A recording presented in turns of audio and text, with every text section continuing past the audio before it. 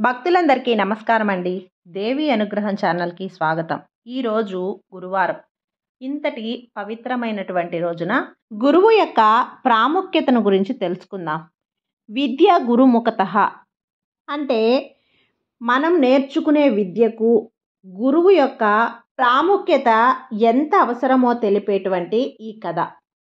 ఈ కథను భక్తి శ్రద్ధలతో విన్నవారికి గురువు యొక్క అనుగ్రహం పూర్తిగా లభిస్తుంది. పూర్వం భరద్వాజుడనే మహర్షి ఉండేవాడు. ఆయనకు ప్రాణ స్నేహితుడు రైభ్యుడు.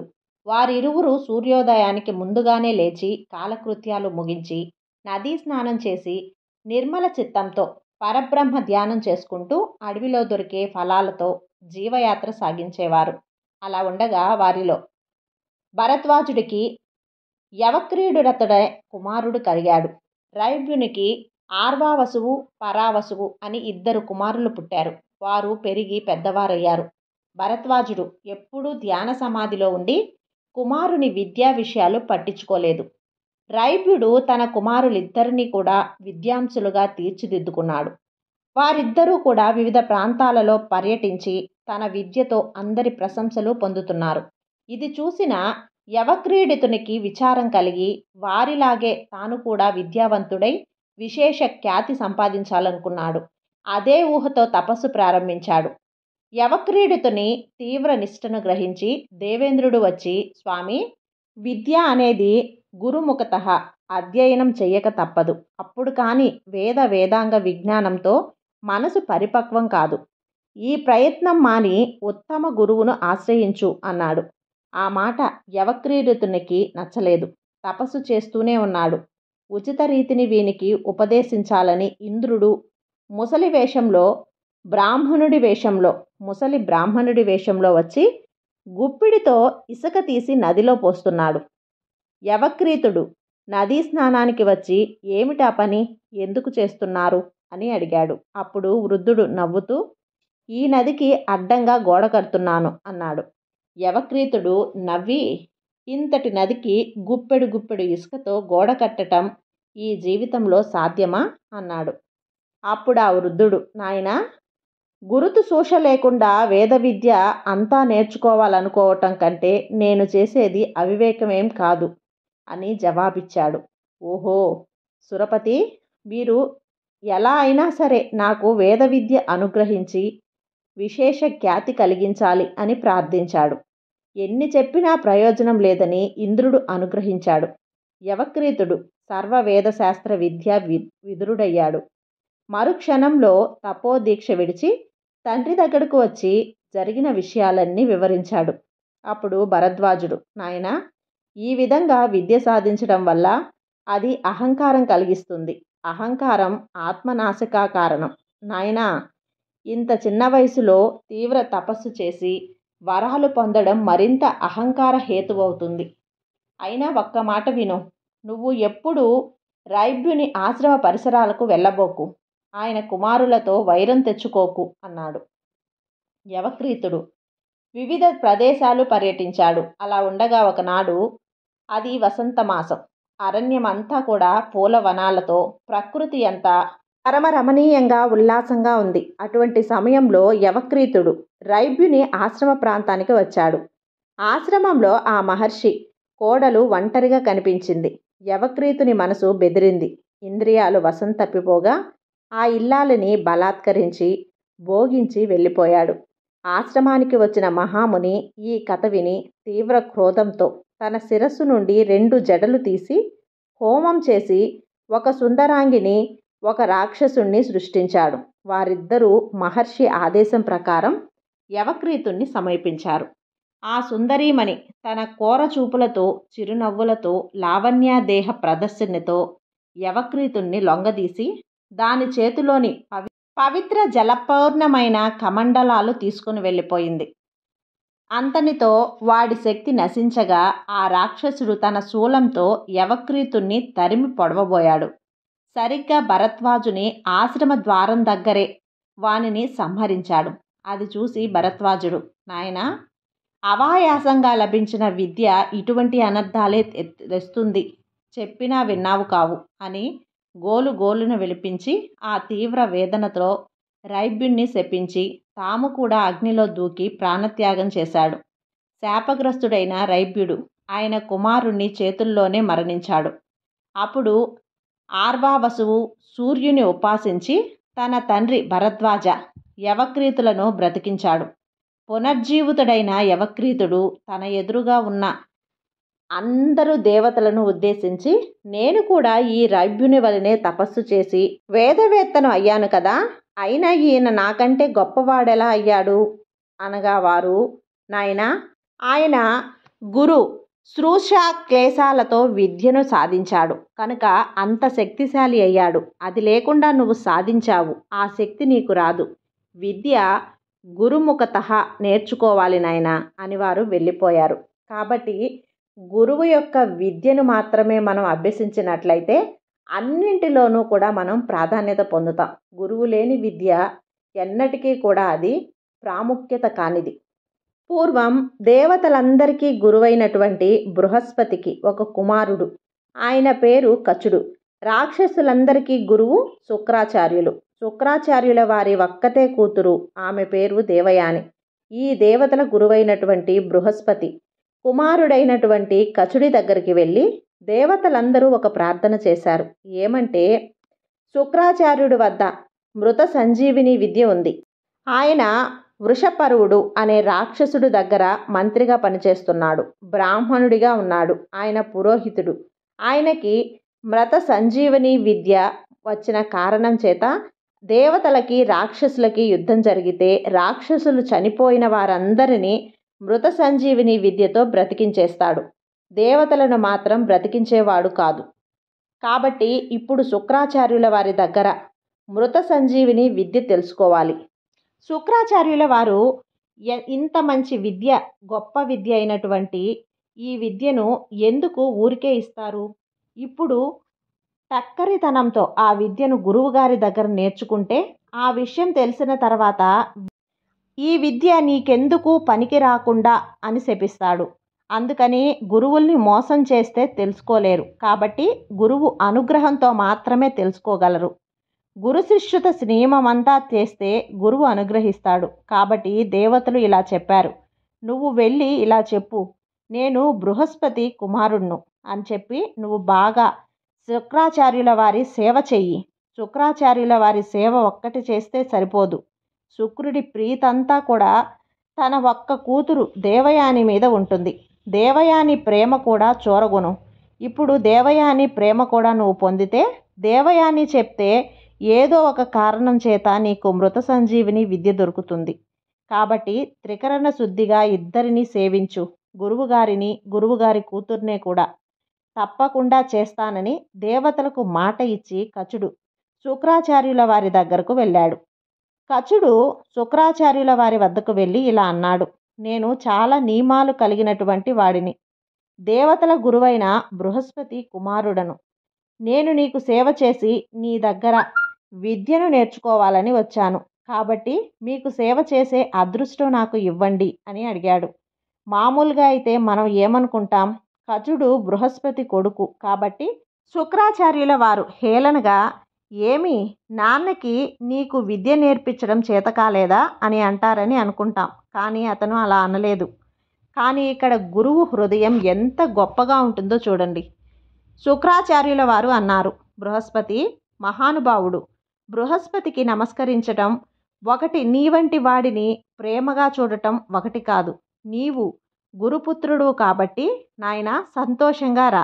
నీ మాటలు మృదువచనములు నాకు ఎంతో నచ్చాయి. చక్కగా ఆశ్రమంలో ఉండి నా దగ్గర విద్యలన్నీ నేర్చుకో అన్నాడు. ఆ వెళ్ళిన కచుడు అక్కడ ఎలా ఉన్నాడంటే, ఎప్పుడైనా గురువుగారు నాయనా వెళ్ళి దర్బలు పట్టుకురా అంటే, ఎప్పుడు బయట మబ్బులు ఉన్నాయి, లేదంటే తర్వాత వెళ్ళి తెస్తాను అని అనకుండా, అలాగే ఆయన కుమార్తె అయినటువంటి దేవయాని, బాబు వెళ్ళి కాసిన్ని పువ్వులు తీసుకురా అంటే వెంటనే వెళ్ళి తెచ్చేవాడు. ఆయన దగ్గర ఎలా అయినా సరే మృత సంజీవిని విద్య నేర్చుకోవాలని, దానిని పట్టుకుపోదాం అనే కాపత్యంతో కాదు, త్రికరణ శుద్ధిగా ఏ పని చెప్పినా చేసేవాడు. ఎప్పుడు కచుడిలా అనుకునేవాడు కాదు గురువుగారు. గురువుగారు కాబట్టి నేను సేవ చేస్తున్నాను. కాబట్టి ఆయన నాకు ఎప్పుడైనా అనుగ్రహించి మృత సంజీవిని విద్య ఇస్తే నేను నేర్చుకుంటాను అని అనుకునేవాడు కాదు. ఫలములు తెమ్మన్నా, పుష్పములు తెమ్మన్నా, సమిధులు తెమ్మన్నా వెళ్ళి తెచ్చేవాడు. ఆ తండ్రి కూతుళ్ళ అపారమైన ప్రీతిని కచుడు పొందాడు. ఇక్కడ విచిత్రం ఒకటుంది. ఎంత చదువుకున్నవాడైనా, ఎంత తపోనిష్ట గరిష్ఠుడైనా, ఎంత ప్రతిష్ఠ పొందిన వాడైనా సరే, దేవగురువు బృహస్పతి ఎటువంటి వాడో నాకు అటువంటి వాడే అయినా శుక్రాచార్యుల వారికి అధిగమించలేని బలహీనత ఒకటి ఉంది. ఆ బలహీనత ఏమిటంటే ఆయనకి ఒక్కరికే కూతురు దేవయాని. ఆ దేవయాని మనసు గాయపడడాన్ని కించిత్ కూడా ఇష్టపడడు. దేవయాని ప్రీతి చెందితే శుక్రాచార్యుల వారు దానికి చాలా రెట్లు ప్రీతి చెందుతారు. దేవయాని ప్రీతి పొందకపోతే శుక్రాచార్యుల వారు ప్రీతి పొందరు. కాబట్టి ఇప్పుడు శుక్రాచార్యుల వారి దగ్గర మృత సంజీవిని పొందాలి అంటే దేవయాని ప్రీతి కూడా పొందాలి. అయితే ఇక్కడ ఒక ధర్మ సూక్ష్మం కూడా ఉంది. అలాగే ప్రవర్తించడం అన్నప్పుడు కచుడి బ్రహ్మచారి, దేవయాని కన్య. ఆయన ఆమెని అంతగా సేవిస్తే, అంతగా దగ్గరైతే వాళ్ళిద్దరి మధ్య ఏర్పడేటువంటి ఆ అనురాగం, ఆ ఇద్దరి మధ్య ఏర్పడేటువంటి ప్రేమ చివరికి ఏ స్థితిని పొందాలి అనే విషయంలో ఎవ్వరికీ ఉండేటువంటి నియమాలలో వాళ్ళు సంస్కారాన్ని పొంది ఉంటారు. యువతలి వారు అవతలి వారిని ఏ విధంగా చూస్తున్నారు అన్న నియమం మీద ఒకవేళ దగ్గరగా ఉన్న హృదయాలు పవిత్రంగా ఉంటాయి. అలా చూడటం చేత కాకుండా చూడటంలో తేడా ఏమైనా ఉంటే అవి వేరువేరు పరిణామాలకు దారితీస్తాయి. అదే జరిగింది ఈ కథలో కూడా. అది ఎందుకు వచ్చిందంటే కచుడు బాగా శుక్రాచార్యుల వారిని, దేవయానిని సేవించినటువంటి కారణం చేత చాలా ప్రీతి పొందుతున్నాడు.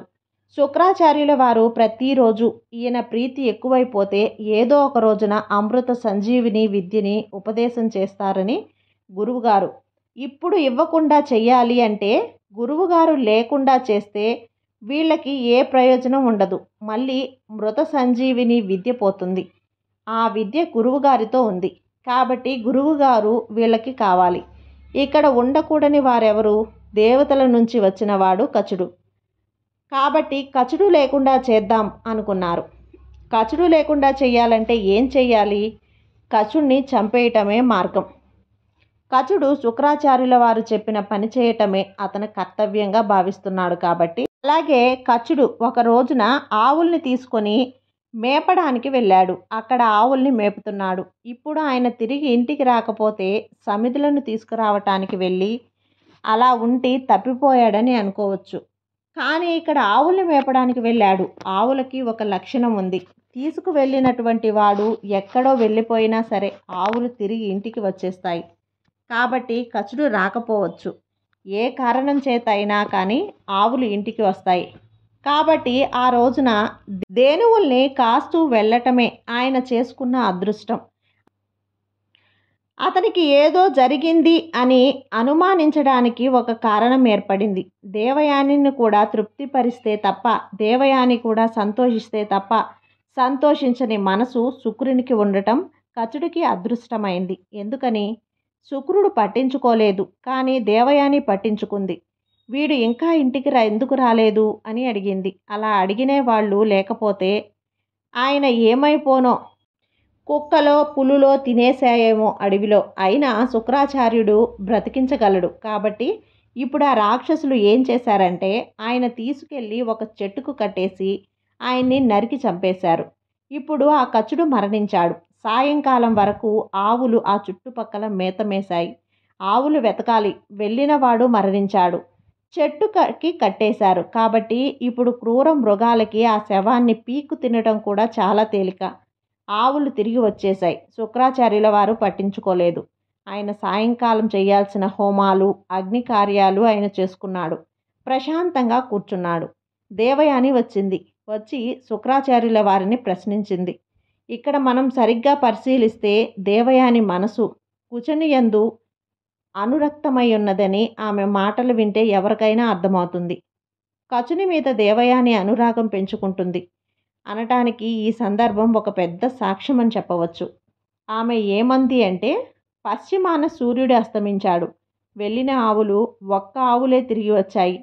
ఆవుల్ని తోలుకొని వెళ్ళినటువంటి వాడు తిరిగి రాలేదు. నీ అగ్నిహోత్రం ముందే దానికి నువ్వు చక్కగా హోమకార్యం మాత్రం పూర్తి చేశావు. దానికి చేయవలసిన పూజ పూర్తి చేశావు. కానీ కచుడు ఇంకా తిరిగి రాలేదు. అరణ్యంలో మృగముల వలన కానీ, రాక్షసుల వలన కానీ, పాముల వలన కానీ బాధ పొందాడేమో. కాబట్టి నాన్నగారు, కచుడు రాలేదు, నాకు చాలా ఆందోళనగా ఉంది అంది దేవయాని. మనం ముందుగా అనుకున్నట్లుగానే దేవయాని ఏదైతే ఒక మాట అంటే దానికి చాలా ప్రాధాన్యత ఇస్తాడు. శుక్రాచార్యుల వారు తన కూతురి మీద ఆయన అనుకున్న అభిమానం అవధిలేనిది. అది తండ్రి తనకి దోషమని చెప్పలేం, కానీ అంతటి మహాతపస్వికి అంత హద్దులేని అమితమైన ప్రేమ ఉండటం ఆశ్చర్యకరమే చెప్పవచ్చు. కాబట్టి ఇప్పుడు శుక్రాచార్యుల వారు తనకున్నటువంటి దూరదృష్టితో, అంతరదృష్టితో లోకమంతా చూశాడు. కానీ ఎక్కడా కనపడలేదు. ఏమిటా అని కాస్త పరిశీలనగా చూస్తే ఎక్కడో ఒక చెట్టుకి కట్టుబడినటువంటి శవం కనబడుతుంది. ఆయన అన్నాడు, చంపేశారమ్మా అని. రాక్షసులు కచుడిని చంపేశారు. అసూయ చేత అడవి మధ్యలో ఒక చెట్టు దగ్గర ఉందా మా శవం అని చెప్పాడు. వెంటనే దేవయాని చాలా బాధపడిపోయింది. అలా కాదు నాన్నగారు, బ్రతికించాలి అని అడిగింది. ఆయన తన విద్యని స్మరించాడు. మృత సంజీవిని విద్యని. ఆ శక్తులు ఆయనకు ఎంత చెప్పు చేతల్లో ఉన్నాయంటే ఆయన మృత సంజీవిని విద్యని పిలిచి అన్నాడు నవ్వినప్పుడు, ఆ చెట్టుకు కట్టబడినటువంటి కచుడికి వెళ్ళి స్మృతించి ఆయన్ని మళ్ళీ పునరుజ్జీవుణ్ణి చేసింది. ఇప్పుడు ఆ విద్య వెళ్ళి అతని సృష్టించింది. ఆయన బ్రతికాడు, తిరిగి వచ్చేశాడు. కచుడు చాలా సంతోషించాడు. మహానుభావుడు నన్ను బ్రతికించాడు అని. పైకి ఈ మాట వ్యక్తపరచకపోయినా చాలా లోపల సంతోషించి దేవయాని ఆనంద పరవశమైంది. అమ్మయ్య, కచుడు బ్రతికాడు అని. ఇప్పుడు రాక్షసులకి కచుడిపై పగ మరింత పెరిగిపోయింది. వీడిని చంపేసిన శుక్రాచార్యుల వారు బ్రతుకు సంజీవిని విద్యని పంపించి మళ్ళీ బ్రతికించారు. కాబట్టి మళ్ళీ రాక్షసులందరూ సమావేశమయ్యారు. శవం దొరికింది కాబట్టి బ్రతికించాడు. అసలు శవం దొరకకుండా ఉండాలి. మన గురువుగారి దగ్గర ఒక శక్తి ఉంది. బూడిద చేసేది ఎక్కడైనా మనం పెట్టినటువంటి మళ్ళీ బ్రతికించగలడు. కాబట్టి ఇక బ్రతికించడానికి కూడా అవకాశం లేకుండా చెయ్యాలి. ఏం చెయ్యాలి? బూడిద చేసి గురువుగారి కడుపులో పంపించేయాలి అని ఆలోచన చేశారు రాక్షసులు. ఇప్పుడు వాడిని నిజంగా బ్రతికించాలి అన్న ప్రతి సంజీవిని వింజని ఉపయోగించి వాడు కడుపులో నుంచి బయటికి రావాలి కదా. రావాలంటే గురువుగారి ప్రాణం పోతుంది. అందుకని గురువుగారు ఇక బ్రతికించరు. ఇప్పుడు గురువుగారి కడుపులోకి పంపించాలంటే ఈసారి వాడిని చంపి కాల్చి బూడిద చేసి గురువుగారు పుచ్చుకునేటట్లు మధ్యలో కలిపి పట్టించేయాలి అనుకున్నారు. మద్యంకి సాధారణంగా మత్తిచ్చే లక్షణం ఉంటుంది. కాబట్టి అందులో బూడిద వస్తుంది. ఏమిటి ఇలా ఉంది, ఏమిటి అన్న ఆలోచన పెద్దగా ఉండదు. వాళ్ళు అనుకున్నంత పని చేశారు. పువ్వుల కోసం అడవికి వెళ్ళిన కచుడిని చంపి కాల్చి బూడిద చేసి శుక్రాచార్యుల వారు తాగే మద్యంలో కలిపి శుక్రాచార్యుల వారికి ఇచ్చి తాగించేశారు. మళ్ళీ చీకటి పడింది. కానీ కచుడు రాలేదు. మళ్ళీ పట్టించుకునేది ఎవరు? దేవయానొక్కటియే. అలా అస్తమానం అతని కోసమే ఆలోచిస్తూ అతను వచ్చాడు రాలేదో అని ఆలోచిస్తుందంటే అర్థం ఏమిటి? పగలంతా ఆవిడ, రాత్రి అయిన ఈయన ఎప్పుడు వస్తాడా అని ఎదురు చూస్తుంది అని అర్థం.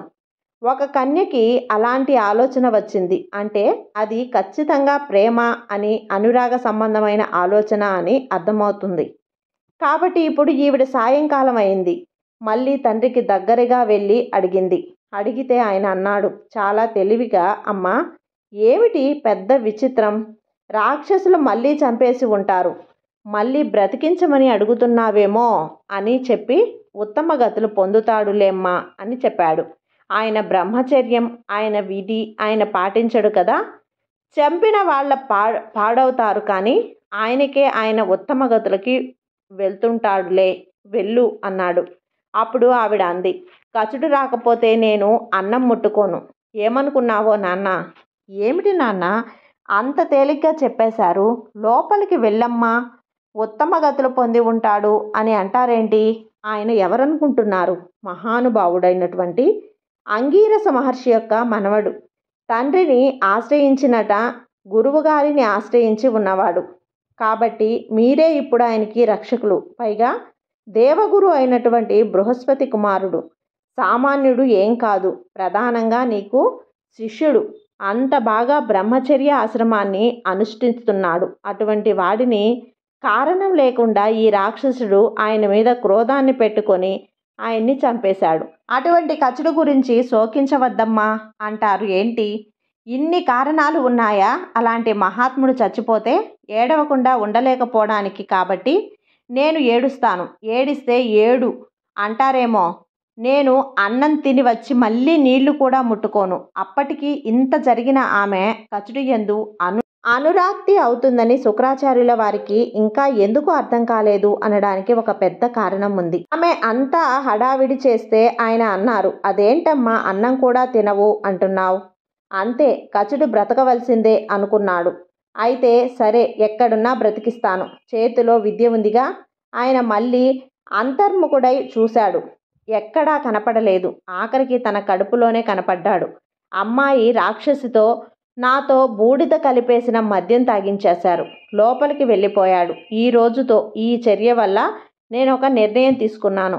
ఈ రోజు వరకు బ్రాహ్మణులు కూడా మద్యం సుపారం సేవించాలి. ఎంత తపస్సు వాడినా సరే, ఎంత జ్ఞానం ఉన్నవాడైనా సరే, ఎంత భక్తి ఉన్నవాడైనా సరే, మద్యం సేవిస్తే వెంటనే వాడికి నిష్కృతి కలుగుతుంది. వాడు ఏం చేస్తున్నాడో వాడికే తెలియదు. పాపపు పనైనా చేయొచ్చు. నేను సురాపానం చేయటం వల్ల అందులో కచని యొక్క బూది ఉందని తెలుసుకోలేని స్థితికి వెళ్ళిపోయి తాగాను.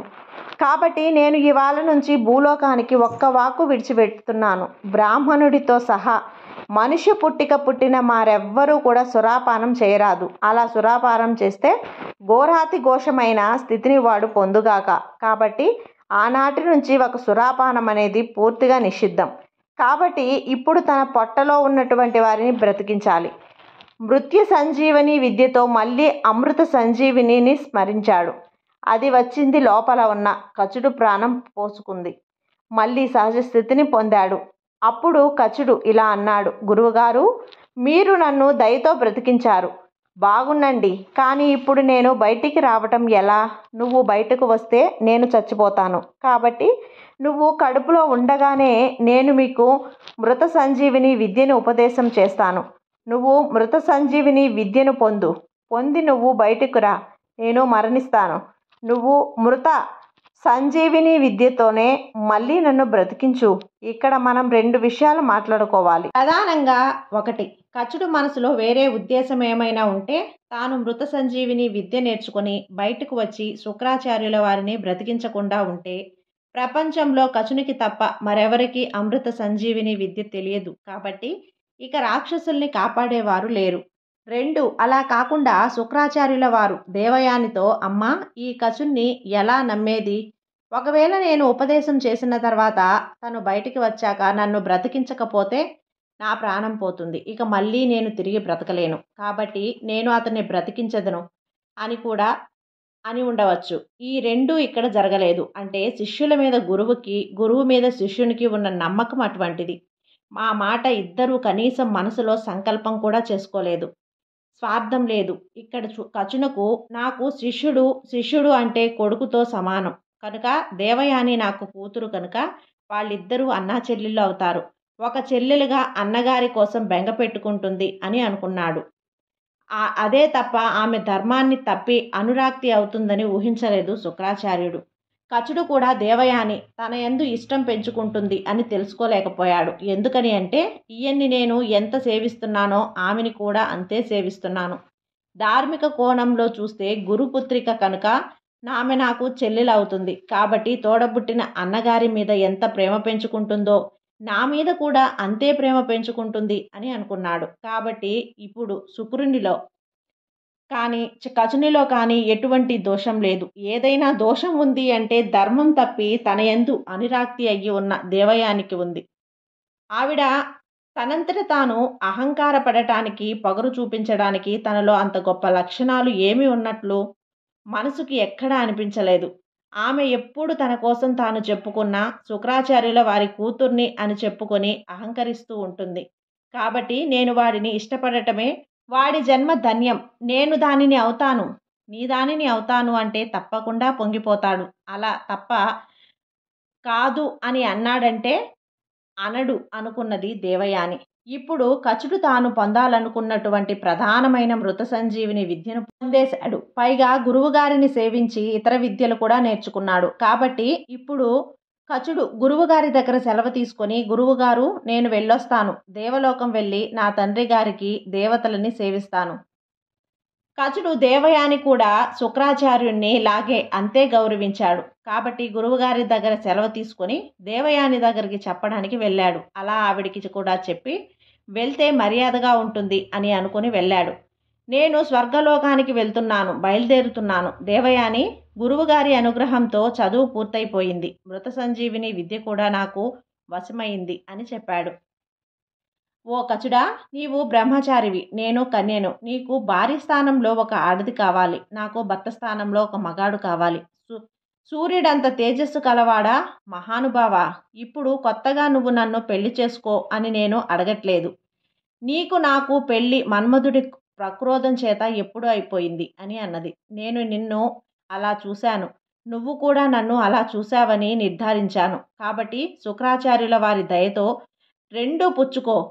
ఒకటి మృత సంజీవిని విద్య, ఇంకొకటి నీ అదృష్టం. నన్ను కూడా ఉంచుకో. కాబట్టి నా కోరిక తీర్చు, నన్ను భార్యగా స్వీకరించు అని అన్నది. అప్పుడు వెంటనే కచుడు చాలా మర్యాదగా, తప్పు, నాకు ఎలాంటి ఆలోచన లేదు. మా గురువుగారి పుత్రిక నాకు చెల్లితో సమానం అని నేను ఎప్పుడూ అనుకున్నాను. నాకు నీ మీద అలాంటి మన్మథ తాపం కలగడానికి ఎటువంటి తావు లేదు. కాబట్టి అమ్మా, నువ్వు నాకు అనుగ్రహం ప్రసాదించు, నేను స్వర్గానికి వెళ్తాను అన్నాడు. ఇప్పుడు దేవయానికి ఎక్కడ లేని కోపం వచ్చింది. కోపం వచ్చి, నా మనసుని గాయపరిచి వెళ్తున్నావు కనుక అసలు ఏం మృత సంజీవిని విద్య కోసం నువ్వు ఇక్కడ వచ్చి ఇంత కష్టపడి మా నాన్నకి నాకు సేవలు చేసి దాన్ని పొందావో అది నీకు ఫలించకుండుగాక అని శపించింది. అప్పుడు ఆయన అన్నాడు, నాకు ఫలించకపోవచ్చు. ఈ విద్య నా కోసం నేను నేర్చుకోవటానికి రాలేదు. దేవతలు అడిగితే వాళ్ళ కోసం వచ్చాను. కాబట్టి ఇప్పుడు నేను వెళ్ళి దేవతలకు ఉపదేశం చేస్తాను, వాళ్ళకి ఫలిస్తుంది కదా. దీనివల్ల నాకు వచ్చిన నష్టం ఏం లేదు. కానీ ధర్మం తప్పి మాట్లాడావు కాబట్టి నువ్వు బ్రాహ్మణానికి అర్హురాలివి కాదు. బ్రాహ్మణ పుత్రి ఒక బ్రాహ్మణుణ్ణి వివాహం చేసుకోవాలి. ఇంత ధర్మం లేని దానివి ఇంకొక బ్రాహ్మణుణ్ణి వివాహం చేసుకున్నంత మాత్రాన ఆయన ఆచారాలను ఏం నిలబెట్టగలవు? నీవు ఈ బ్రాహ్మణుడు భర్త కాకుండా గాక అని కచుడు దేవయానిని శపించాడు. కచుడు స్వర్గలోకానికి వెళ్ళిపోయాడు. ఆ తర్వాత ఈ శాపం చాలా పరిణామాలకు దారితీసింది. ఇక తర్వాత కథంతా కూడా ఇంకొక వీడియోతో మీతో షేర్ చేస్తాను. ఈ కథ మీకు నచ్చినట్లయితే లైక్ చేసి సబ్స్క్రైబ్ చేయండి ఫ్రెండ్స్. మరికొంతమంది భక్తులకు షేర్ చేయండి. సర్వే జన సుఖినో భవంతు.